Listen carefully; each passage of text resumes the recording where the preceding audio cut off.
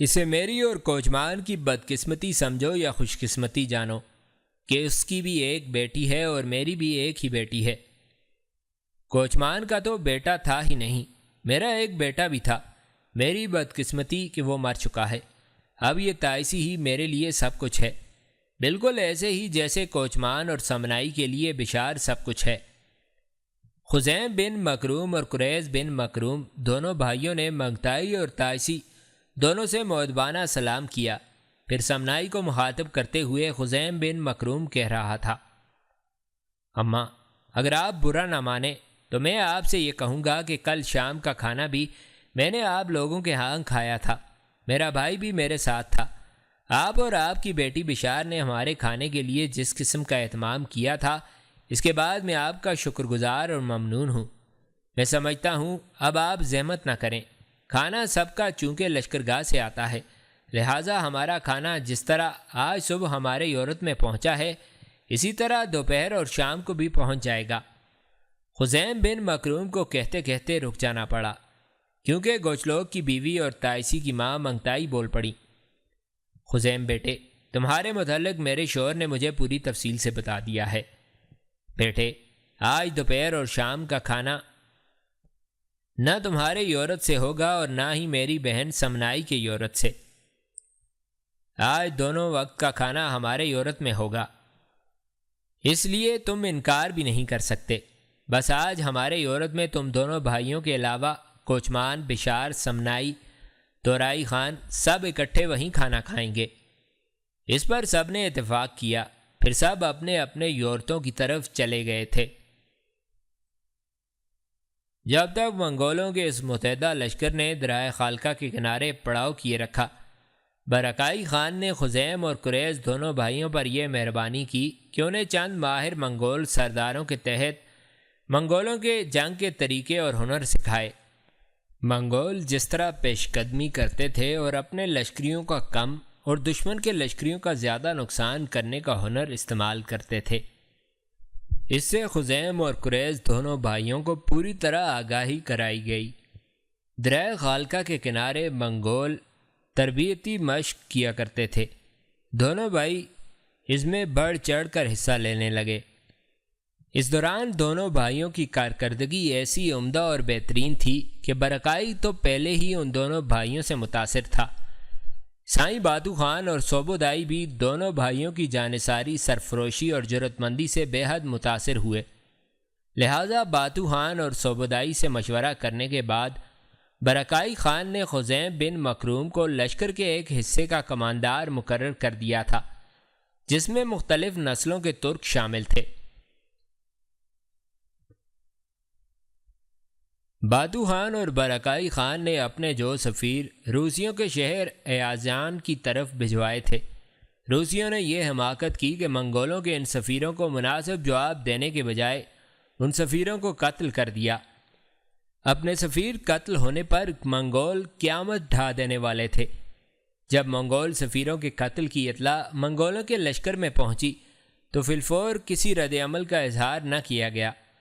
صوبودائی، باتو اور برکائی خان کو موسم سرما کے آغاز کا انتظار تھا، اس لیے کہ برفباری میں ندی نالے برفانی سرزمینوں میں جم جاتے تھے اور انہیں عبور کرنا منگولوں کے لیے بڑا آسان ہوا کرتا تھا۔ اس دوران منگولوں نے جو دوسرا کام کیا وہ یہ کہ بلغاریوں کے شہروں کو فتح کرنے کے ساتھ ساتھ دریائے وولگا کی جن قوتوں کو انہوں نے شکست دی، وہاں کے شکست خوردہ عناصر کو انہوں نے اپنے لشکر میں شامل کر کے انہیں اپنے طریقہ جنگ کے مطابق تربیت دینی شروع کر دی۔ اس طرح وہ اپنے لشکر میں اضافہ کرتے جا رہے تھے۔ اس کے علاوہ منگول اپنے محروم خاقان چنگیز خان کے اصولوں کو بھی اپنائے ہوئے تھے، اس لیے کہ چنگیز خان کا اصول تھا کہ منگول اپنے دشمن کی طرف آہستہ آہستہ درجہ بدرجہ آگے بڑھیں، جب ایک خطے کو فتح کر چکیں تو وہاں کی بچی کچی آبادی اکٹھی کی جائے، گھوڑوں کے گلے پکڑ لیے جائیں اور شکست خوردہ عناصر یا تو اپنے لشکر میں زبردستی بھرتی کر لیے جائیں یا انہیں اسیران جنگ کی طرح ہنکایا جائے اور اگلے خطوں میں انہیں اپنے لشکر کے آگے آگے رکھا جائے۔ اس طرح اسیر قوموں کے افراد کو اپنے سامنے رکھتے ہوئے اور انہیں اپنے لیے ڈھال اور سفر کے طور پر استعمال کرتے ہوئے منگول ان کی آڑ میں پیش قدمی کرنا جانتے تھے۔ اس طرح منگولوں کے دستوں کا زیادہ جانی نقصان نہ ہونے پاتا تھا۔ سامنے وہ اسیر قوموں کے افراد کو رکھتے تھے اور پشت کی طرف سے انہیں کوئی خطرہ نہیں ہوتا تھا، اس لیے کہ عقب میں پہلے سے مفتوحہ خطے میں کوئی آبادی باقی رہتی ہی نہ تھی جو ان کے خلاف بغاوت کھڑا کرنے کی کوشش کرے۔ جن راستوں سے وہ گزرتے ان شاہراہوں پر چوکیاں ہوتیں جو امن کا انتظام باقی رکھتیں۔ اگر ان کے پیچھے کچھ لوگ بچ بھی جاتے تو انہیں منگولوں کے دوبارہ حملے کا اس قدر ڈر اور خوف ہوتا کہ وہ منگولوں کے قریب جانے کا سوچ بھی نہ سکتے تھے۔ جب سرما شروع ہوا تو منگولوں نے روس کے اندرونی علاقوں کے اندر پیش قدمی شروع کی۔ ان کا رخ شمال مغرب کی طرف تھا۔ بظاہر ہر دیکھنے والی آنکھ منگولوں کے روس پر حملے کو حماقت خیال کرتی تھی۔ وہ کھلے ہوئے دشت کو چھوڑ کر جو خانہ بدوشوں کے حملوں کے لیے ہمیشہ سے موزوں چلا آتا تھا، گھنے جنگلوں کے علاقوں کا رخ کر رہے تھے، لیکن منگولوں نے بہرحال پیش قدمی شروع کر دی تھی۔ منگول لشکر روسی علاقوں میں بڑی احتیاط اور ہنرمندی سے پیش قدمی کر رہا تھا۔ ان کو دشمن کی نقل و حرکت کا پتہ لگانے اور اپنی نقل و حرکت کو سربستہ رکھنے کا ہنر آتا تھا اور اسے وہ استعمال بھی کر رہے تھے۔ اس طرح کی نقل و حرکت میں وہ سپہ سالاروں کی آواز نہیں سنا کرتے تھے۔ بہرحال سواروں کے کوچ کے شور و غل میں کسی کی آواز سننا مشکل ہو رہی تھی۔ کھڑکھڑاتے چھکڑے، ہنہناتے گھوڑے لوگوں کا ایک شور تھا جو شمال مغرب کی طرف بڑھ رہا تھا۔ دستے اپنی نقل و حرکت کا نشان ایک دوسرے کو سمجھانے کے لیے دن کو سفید اور کالی جھنڈیاں ہلا کر اور رات کو رنگین قندیلوں کے نشیب و فراز سے ایک دوسرے کو اشارہ دیتے ہوئے کام لیتے تھے۔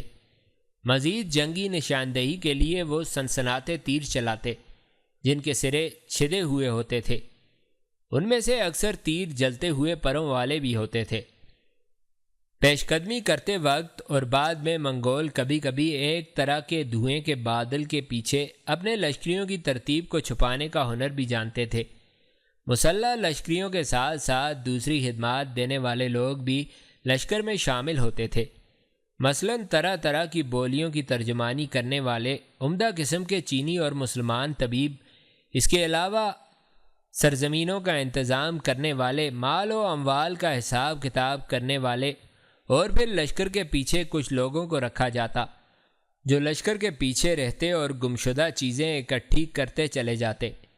اس کے علاوہ منگول لشکر کے پیچھے پیچھے چرواہے ہوتے، بڑھئی ہوتے جو گھوڑوں اور جانوروں کے قیام کے بارے میں سرائے اور استبل بناتے چلے جاتے، ساتھ ہی ساتھ رسل و رسائل کا سلسلہ بھی قائم کرتے چلے جاتے۔ لاکھوں افراد پر مشتمل منگولوں کا یہ لشکر اپنی منزل کی طرف رواں دواں تھا اور ان کی منزل روسیوں کا شہر ایازان تھا۔ حیرت کی بات ہے کہ اس دور میں نقشوں اور مقناطیسی پیمانوں کے بغیر منگول بہترین انداز میں اپنے ہدف کی طرف کوچ کر رہے تھے۔ یہ علاقہ ان کے لیے نیا تھا اور انہیں یہ بھی علم نہ تھا کہ راستے کے اختتام پر کس قسم کا علاقہ آئے گا اور سینکڑوں ہزاروں مربع میل کے علاقے میں کس کس طرح کے اور کس تعداد میں دشمنوں سے پالا پڑے گا۔ لیکن کوچ کرنے والے ان منگولوں کو اپنی جرات مندی اور اپنی عزت پر پورا اور کامل اعتماد تھا، اور یہ کہ دشمن کے مقابلے میں شکست کا تصور ان کے حاشیہ خیال تک آتا ہی نہ تھا۔ مختلف دروں سے گزرتے ہوئے کبھی میدانوں میں برآمد ہوتے، کبھی گھنے جنگلوں سے گزرتے، ساز و سامان اور مویشی اپنے ساتھ ہنکائے لیے جاتے۔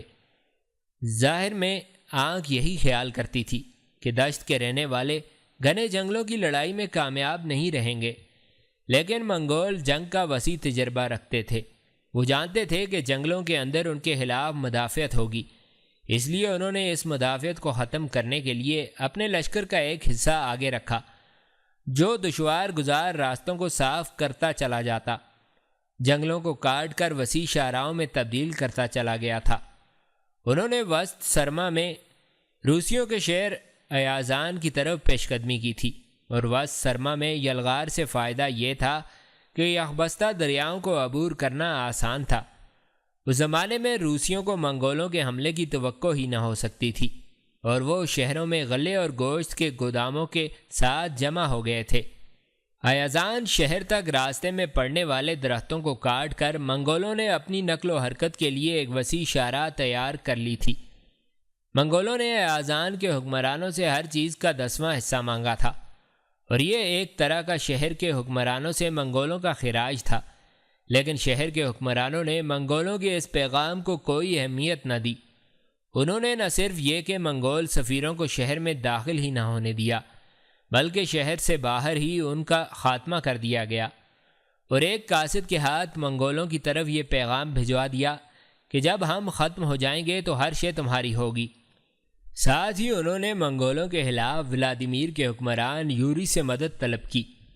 ایازان کے قریب جو سب سے بڑی روسی قوت تھی وہ ولادیمیر کا حکمران یوری تھا۔ اس کا پورا نام کنیاز یوری تھا۔ اس کے پاس کافی بڑا لشکر تھا۔ اس نے ایازان کے حکمرانوں کے پیغام کو کوئی اہمیت نہ دی۔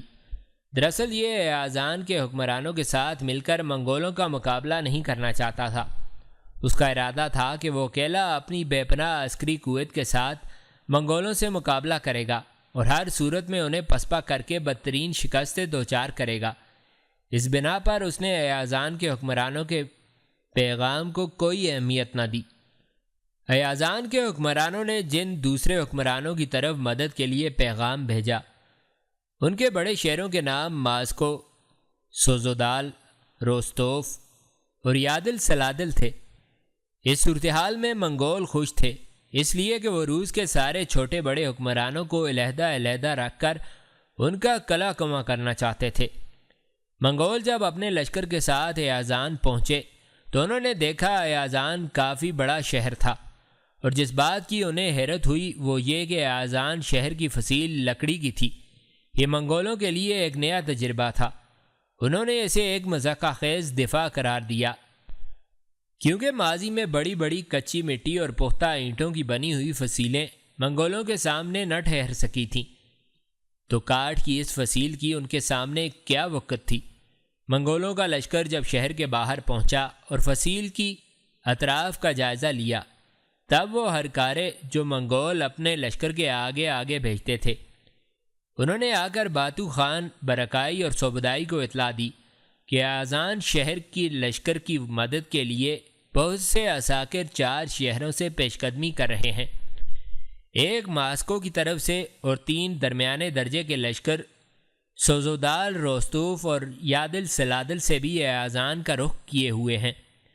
جب ہرکاروں نے یہ اطلاع دی تو باتو خان اور اس کے بھائی برکائی خان نے صوبدائی کے ساتھ مل کر سارے سالاروں کا اجلاس طلب کر لیا۔ یہ اجلاس باتو خان کے یورت میں بلایا گیا تھا۔ اجلاس کا مقصد ایازان کے خلاف حکمت عملی طے کرنا تھا۔ اجلاس میں بوری، بائیدار، کادان، کویوک، کوچمان، گوچلوک، تورائی خان، باتو خان کے دست راست اغوان خان، کشلی خان، خزیم بن مکروم، منگو خان اور دیگر بہت سے منگول سردار بھی شریک تھے۔ جب سارے سالار جمع ہو گئے تب انہیں مخاطب کرتے ہوئے باتو خان بول اٹھا، منگولوں کے عظیم سالاروں، تم لوگوں کو ایک خاص مقصد کے تحت یہاں جمع ہونے کی زحمت دی ہے۔ تھوڑی دیر سے ہمارے کچھ ہرکارے جو ہمارے کوچ سے بہت پہلے شمال مغرب کے ان علاقوں کی طرف آئے تھے، انہوں نے اطلاع دی ہے کہ روس کے شمالی علاقوں کے شہروں، جن میں ماسکو بھی شامل ہے، بہت سے عساکر ہمارے خلاف ایازان شہر والوں کی مدد کے لیے روانہ ہو چکے ہیں۔ میں اور صوبدائی نے مل کر جو فیصلہ کیا ہے وہ یہ ہے کہ ان سارے لشکروں کو متحد نہیں ہونے دینا چاہیے۔ شمال کی طرف سے دشمن کے جو لشکر پیش قدمی کر رہے ہیں، ہمارے ہرکارے برابر ان پر نگاہ رکھے ہوئے ہیں۔ یہ لوگ برفانی علاقوں کے رہنے والے ہیں اور برف پر کارروائیاں کرتے ہوئے خوشی اور لذت محسوس کرتے ہیں، لیکن ہم نے ان پر ثابت کرنا ہے کہ خشکی ہو یا برف زار، صحرا ہو یا کھولتے ندی نالے، ہم نے اپنے دشمن کو ہر جگہ ہر صورت شکست سے دوچار کرنا ہے۔ فیصلہ یہ ہوا ہے کہ جس قدر لشکر ہمارے پاس ہے اسے 2 حصوں میں تقسیم کر دیا جائے گا۔ ایک حصہ یہاں رہتے ہوئے ایازان پر حملہ آور ہوگا۔ مجھے امید ہے کہ ایازان ہمارے سامنے زیادہ دیر تک نہیں ٹھہر سکے گا، کیونکہ شہر کا ہم جائزہ لے چکے ہیں۔ یہ پہلا شہر ہے جس کی فصیل ہم نے دیکھی ہے، لکڑی کی بنی ہوئی ہے، اور جو ہمارے سامنے چند لمحے بھی نہ ٹھہر سکے گی۔ لشکر کا دوسرا حصہ یہاں سے ابھی اور اسی وقت شمال کی طرف کوچ کرے گا، اور اگر شمال کی طرف سے آنے والے لشکر مختلف حصوں میں بٹ کر ایازان کی طرف بڑھتے ہیں تو ہمارے لشکر کا وہ حصہ بھی جو شمال کی طرف بڑھے گا اپنے آپ کو مختلف حصوں میں تقسیم کرے گا اور شمال کی طرف سے آنے والے لشکریوں کا سامنا کرے گا۔ کوشش یہ کرنی ہے کہ شمال کی طرف سے وارد ہونے والے لشکریوں میں سے کوئی بھی ایازان کی حدود میں داخل نہ ہونے پائے۔ جو اصل واقعہ تھا وہ میں نے تمہارے سامنے بیان کر دیا ہے۔ اب سب مل کر آپس میں مشورہ کرو کہ یہاں ایازان کے محاصرے میں کس کس نے رہنا ہے، اور جو لشکر شمال سے آنے والے عساکر کو روکے گا اس میں کون کون شامل ہوگا۔ یہ فیصلہ میں تم پر چھوڑتا ہوں۔ ویسے میں نے اور صوبودائی نے مل کر پہلے سے ایک فیصلہ کیا ہوا ہے۔ اگر تم لوگ اس سے اتفاق نہیں کرو گے تو پھر جو فیصلہ تم کرو گے وہی ہمارے لیے آخری ہوگا۔ باتو خان جب خاموش ہوا تو بڑی ارادت مندی کا اظہار کرتے ہوئے منگول سردار کشلی خان بول اٹھا، سائیں خان، کیا ایسا ممکن نہیں کہ جو فیصلہ آپ اور محترم صوبودائی نے مل کر کیا ہے اسے ہی آخری شکل دے دی جائے؟ میرے خیال میں اس فیصلے سے اگر آپ لوگ ہمیں آگاہ کرتے ہیں تو ہم میں سے کوئی بھی اس کے خلاف آواز نہیں اٹھائے گا۔ سب منگول سردار کشلی خان کے ان الفاظ سے اتفاق کرنے لگے تھے۔ اس صورتحال پر باتو خان نے اپنے پہلو میں بیٹھے ہوئے صوبودائی کی طرف دیکھا اور اسے کہا، صوبودائی میرے عزیز، جو فیصلہ ہوا ہے اس سے اب تم خود ہی ان لوگوں کو آگاہ کرو۔ اس پر صوبودائی نے کھنکھارتے ہوئے گلا صاف کیا اور سارے منگول سرداروں کو مخاطب کرتے ہوئے کہا، میرے عزیزو، سائیں باتو کے ساتھ مل کر جو فیصلہ میں نے کیا ہے وہ کچھ یوں ہے کہ میں اور باتو خان دونوں ایک حصے کو لے کر یہیں پڑاؤ رکھیں گے اور مل کر ایازان شہر فتح کریں گے۔ جہاں تک دوسرے حصے کا تعلق ہے اس کی کمانداری برکائی خان کے پاس ہوگی۔ جو لشکر یہاں میرے اور باتو خان کے پاس رہے گا اس میں بائیدار، بوری، قائدو، قدان اور کویوگ شامل ہوں گے۔ جو لشکر برکائی کی سرکردگی میں شمال کے برفستانوں کا رخ کرے گا اس میں نیا ہونیار سالار خزیم بن مکروم، باشکیری سردار کوچمان، کرغیزی سردار گوچلک، اس کے علاوہ بزرگ منگول سرداروں میں سے کشلی خان اور نوجوان سالاروں میں سے تورائی خان بھی برکائی خان کے ساتھ شمال کی طرف کوچ کریں گے۔ اس کے علاوہ کچھ چھوٹے سالار بھی ان کے ہمراہ شمال کا رخ کریں گے۔ اب یہ جو فیصلہ ہم نے کیا ہے اس کے خلاف کسی کو اعتراض ہو تو اٹھ کر بولے، اس کے مطابق ہی ترمیم اور تبدیلی کر دی جائے گی۔ صوبودائی جب خاموش ہوا تو کسی نے اٹھ کر اعتراض نہ کیا، لہٰذا اس پر صوبودائی اور باتو خان دونوں نے خوشی کا اظہار کیا۔ پھر وہیں لشکر کو دو حصوں میں تقسیم کر دیا گیا۔ ایک حصے کو لے کر برکائی خان نے شمال کی طرف کوچ کیا، جبکہ دوسرا حصہ جو صوبودائی اور باتو کی سرکردگی میں تھا وہ روسیوں کے شہر ایازان پر حملہ آور ہونے کے لیے پٹ تولنے لگا تھا۔ کچھ مورخوں کے مطابق ایازان کے حکمرانوں اور لوگوں نے حماقت کی کہ انہوں نے منگولوں سے کوئی رابطہ قائم نہ کیا اور ان کے سفیروں کو کوئی اہمیت نہ دی، اور یہ کہ وہ منگولوں کے طریقہ جنگ اور ان کے سلوک سے ناواقف تھے۔ لیکن ایسا نہیں ہے، کیونکہ منگولوں سے پہلے بھی مشرق سے نکلنے والی بہت سی اقوام یورپ پر حملہ آور ہوتی رہی تھیں اور کئی بار انہوں نے یورپ کی اینٹ سے اینٹ بجائی تھی۔ لہٰذا یورپ اور روس والے اس جنگجو انسانی سیلاب سے بخوبی واقف تھے، منگولوں کے رسم و رواج سے بھی واقف تھے، ان کے حملہ آور ہونے کے طریقے سے بھی ناشنا نہیں تھے۔ انسانوں کا وہ سیلاب جو مشرق سے نکل کر بار بار مغرب پر حملہ آور ہوتا تھا، یہ سلسلہ کئی صدیوں پہلے سے جاری تھا، اور سرائے گوبی کی طرف سے ان گنت اقوام نکل کر مغرب پر یلغار کرتی رہی تھیں۔ سرائے گوبی کی طرف سے نکلنے والا یہ انسانی سیلاب ہر طرح کی مزاحمت کو حیوان عاقل کے وحشی پن سے کھیلتا ہوا مغرب کی طرف بڑھتا جا رہا تھا۔ پہلے 3 قبائل یہاں سے نکلے اور مغرب کا رخ کیا اور اپنے سامنے ہر چیز کو رونتے چلے گئے۔ اس کے بعد آوار قبائل اٹھے اور انہوں نے اپنے پیشروؤں کی طرح تباہی و بربادی اور شکست و ریت کا کھیل کھیلنے کے لیے یورپ کا رخ کیا تھا۔ یہ بھی جہاں جہاں سے گزرے بربادی اور تباہی کے نشانات چھوڑتے چلے گئے۔ آواروں کے پیچھے پیچھے بلغاریوں نے بھی مغرب کا رخ کیا اور اپنے سامنے آنے والی ہر قوت کو روندا، ہر شہر کو تباہ و برباد کر کے رکھ دیا۔ ان اقوام کے بعد سیتین اٹھے۔ پہلی اقوام کی طرح یہ لوگ بھی گھوڑوں پر زندگی بسر کرنے والے تھے، مویشیوں کے گلوں کے ساتھ ساتھ آگے بڑھتے تھے۔ یہ ایسی جنگجو اقوام تھیں کہ راستے میں ان کی عورتیں بچے جنتی، کسی کو خبر نہ ہوتی تھی کہ وہ کہاں اور کس جگہ پیدا ہوا۔ ایک مغربی مورخ ان کے متعلق لکھتا ہے کہ یہ سارے ویشی ایک دوسرے سے مشابہ تھے، مگر کسی اور سے یہ مشابہ نہ تھے۔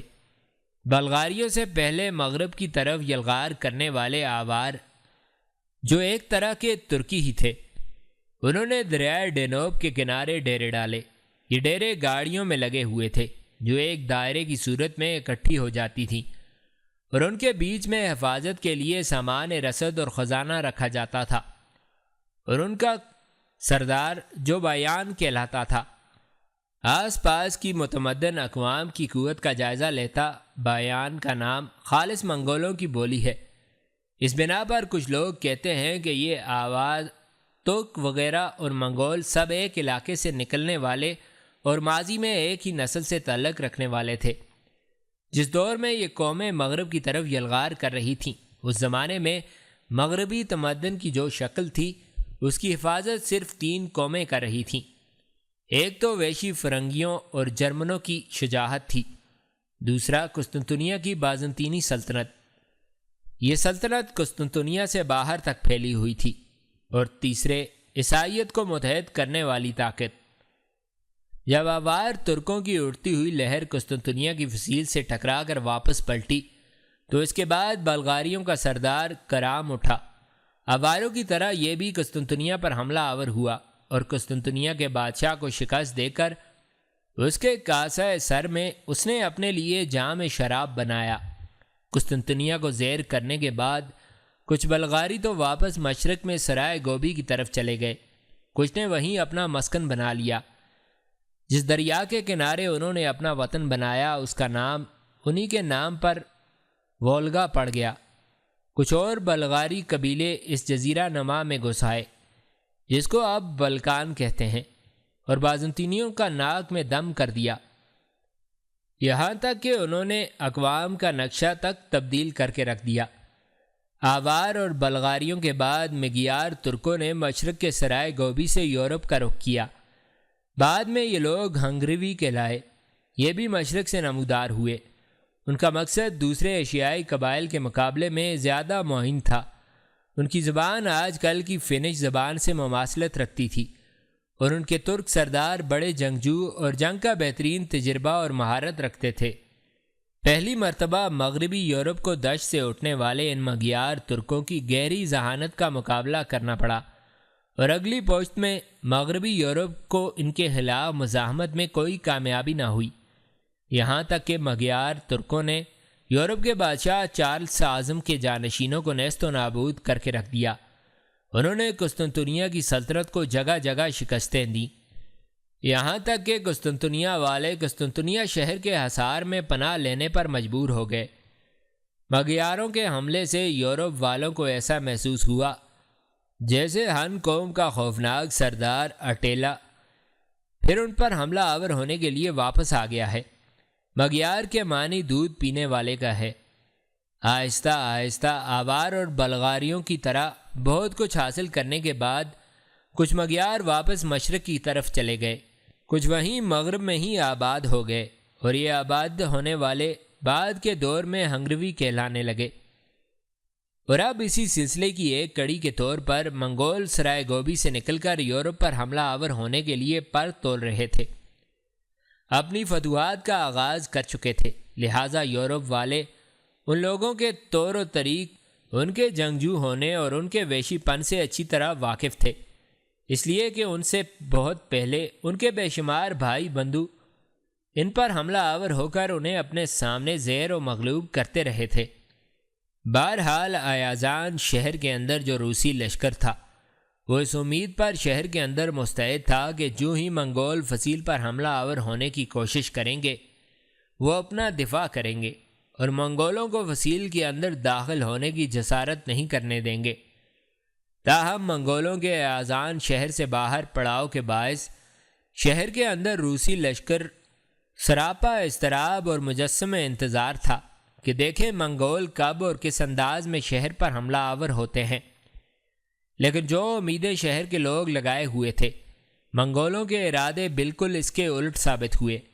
ایازان شہر میں جو روسی لشکر تھا وہ یہ امید لگائے ہوئے تھا کہ منگول شہر کی فصیل کے کسی ایک یا دو دروازوں سے داخل ہوں گے، لہٰذا وہ اپنا دفاع کریں گے۔ لیکن اچانک شہر کے لوگوں نے دیکھا کہ منگولوں کا وہ لشکر جو باتو اور سوبودائی کی قیادت میں شہر کے باہر رہ گیا تھا وہ اپنی ہلکی پھلکی چھوٹی منجنیکوں کو حرکت میں لایا جو بیلوں سے کھینچی جانے والے چھکڑوں میں تھی۔ پھر دیکھتے ہی دیکھتے منگولوں نے ان چھوٹی منجنیکوں کے ذریعے شہر پر سنگ باری شروع کر دی اور اس کے ساتھ ہی آتش باری بھی شروع کر دی۔ بس آتش باری کا شروع ہونا تھا کہ خونی انقلاب برپا ہو گیا۔ فصیل کو آگ لگ گئی۔ دیکھتے ہی دیکھتے فصیل جل کر راکھ ہو گئی۔ جس وقت فصیل کا ایک حصہ خاکستر ہو چکا تھا منگول عجیب سے انداز میں ان سلگتی تنہائیوں میں اپنی آوازوں کے سیل پناہ اور سمندر کے شہور کی طرح عجیب و غریب انداز میں حملہ آور ہو گئے۔ شہر کے اندر ایک قیامت اٹھ کھڑی ہوئی۔ منگولوں کے حملہ آور ہونے کا طریقہ عجیب و غریب تھا۔ وہ مڑ کر پیچھے نہیں دیکھتے تھے، جو چیز بھی آگے آتی تھی اسے رونتے چلے جا رہے تھے۔ پھر دیکھتے ہی دیکھتے شہر مقتل بن گیا۔